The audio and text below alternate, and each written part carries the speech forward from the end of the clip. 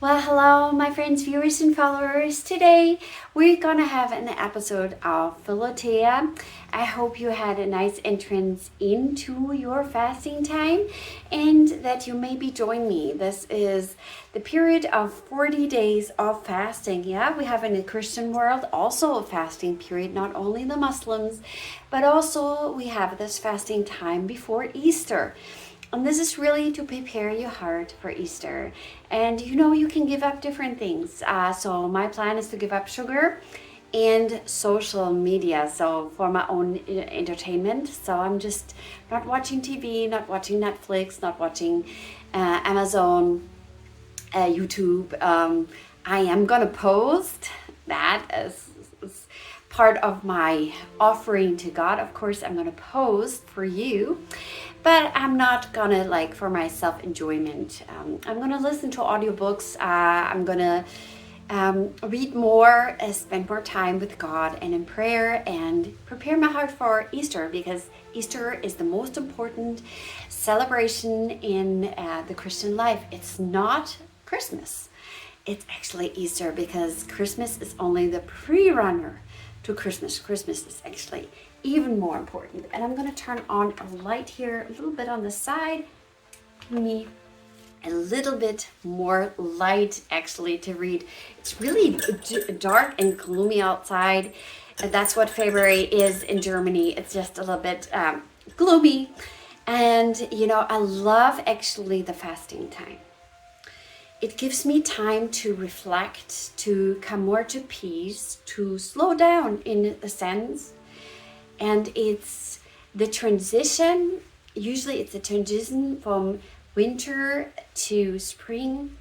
And so it's also a beautiful process that I love to reflect inside to transition from the winter to the spring. And usually on Easter, everything is blooming again, and it's just life is coming back. So you can prepare your heart like that. And I think it's just so beautiful to prepare your heart that it blooms again.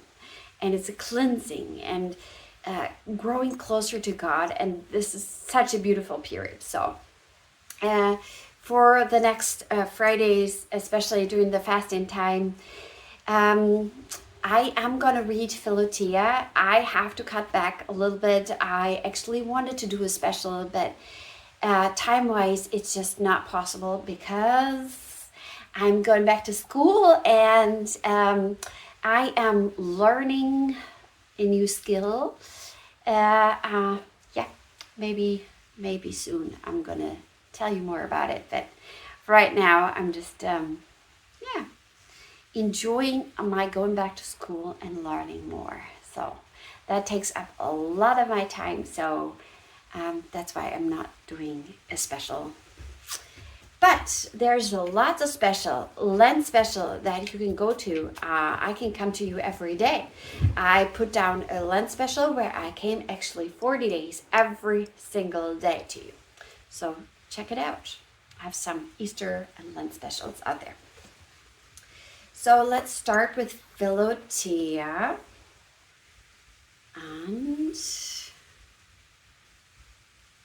I'm not sure. I know I made a bookmark.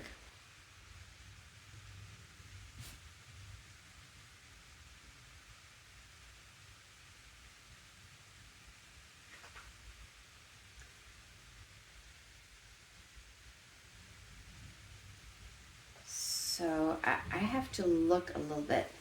Let me see.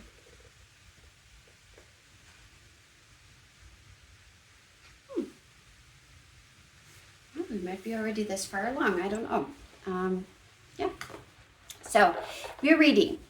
Amusements, first of those which are lawful. We must needs sometimes relax the mind and give the body some recreation. Cassian relates that one day a sportsman found St. John the Evangelist amusing himself by stroking a partridge which sat upon his wrist. The man inquired how so great a person could spend his time in so humble an amusement, to which St. John replied by asking why he did not always keep his bow strung. For fear, the hunters answered, lest if it were always spent, it would lose its power when it is wanted. Then do not mind, rejoined the apostle, if I sometimes relax the strict applications of my mind to seek some recreation, so that I may return with more energy to contemplation.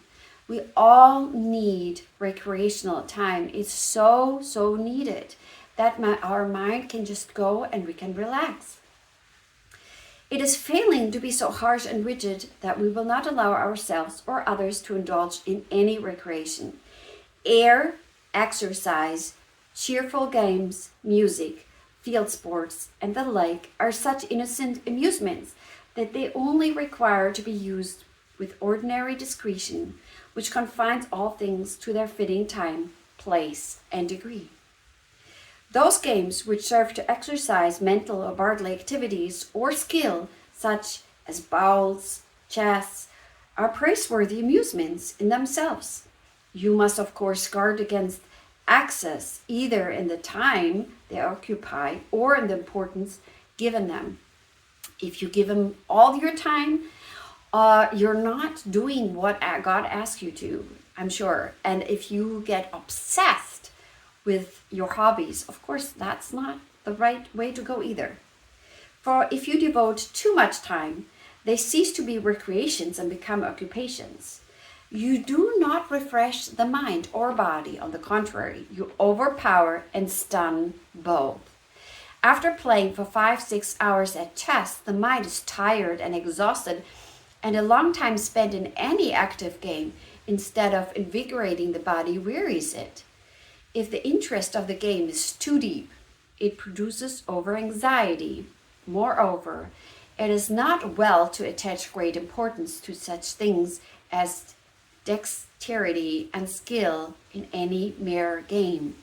Especially avoid attaching yourselves to them, for ever allowing such things are as amusements. They become evils as soon as they absorb the heart.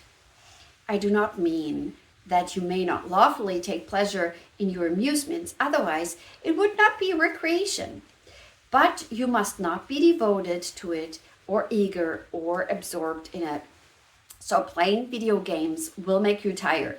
After 4 hours of video games and you didn't even see that the time passed, and you didn't even notice that somebody came in, somebody left, and you were like, did that really happen? I didn't even consciously was of that, aware. Yeah, that's not a good thing. But of course, you need recreation. Everybody needs to let go. But we're going to continue with the next chapter yet. Forbidden games. Dice, cards, similar games in which success depends mainly on chance are not only dangerous amusements like dancing, but actually and naturally bad and blamable.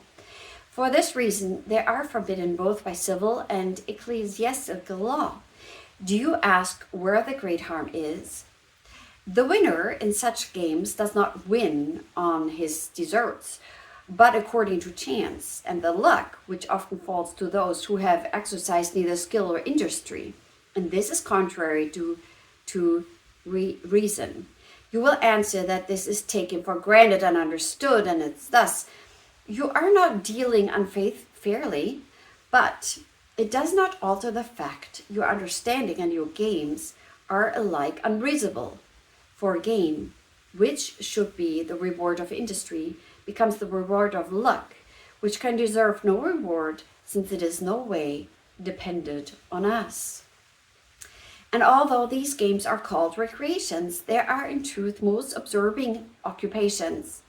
It is not an occupation to keep the mind stretched to a close and continual attention.